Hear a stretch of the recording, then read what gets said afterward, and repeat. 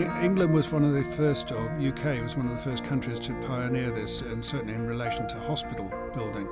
In relation to the NHS, National Health Service, it goes back to 1992. It was first proposed as a way of actually, the phrase was privatising the provision of capital for new build and infrastructure of the National Health Service.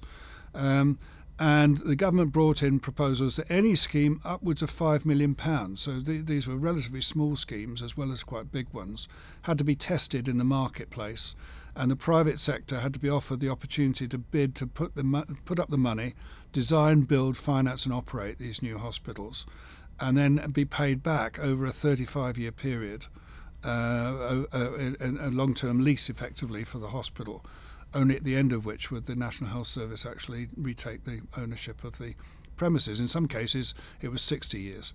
So these are very long-term agreements.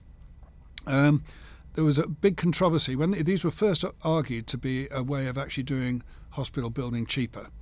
And this was very quickly shot down because the government can borrow money a lot cheaper than the private sector can. And obviously a key component of this is borrowing these large sums of money. So that was abandoned. Then they started to argue, well, you're going to get innovation.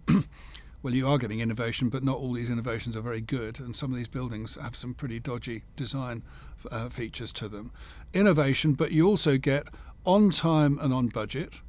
Modern public sector procurement can do exactly that anyway, and you don't need to involve the private sector for that. And the other killer argument, which they use all the time, is, oh, well, this means the private sector will take the risk of things going wrong. And this has become the major way in which it looks as if these deals represent value for money, because you take what you claim is a public sector comparative scheme, and then you say this might look cheaper than private finance initiative, which is the phrase we use back home, private finance initiative. This might look cheaper than PFI, but it's only because it doesn't include all this risk that we're going to assume that the private sector will take on, which is in the private sector price. And so they will add on sometimes very large sums of money to make it look as if the public sector scheme has these concealed costs. Very few of these risks are actually real. And when you actually look, and the numbers are almost entirely made up. It is a fictional way of making it look like the public-private sector financing is cheaper. And I've just been in Ontario, and the amounts of money they're adding in for risk there are absolutely ludicrous. I mean, they are now adding in one case, the entire potential cost of building the hospital is put down as potential risk. They're effectively doubling the cost of a public sector comparator. It's absolutely ludicrous, and none of these schemes are being audited. So in England, anyway, as a result of the government buying into this as a way of funding money, the other big thing is it's funded off the balance sheet of the government.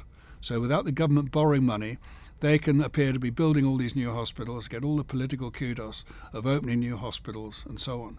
And all the bills start to land on the hospitals later on as they have to pay it out of their revenue budgets.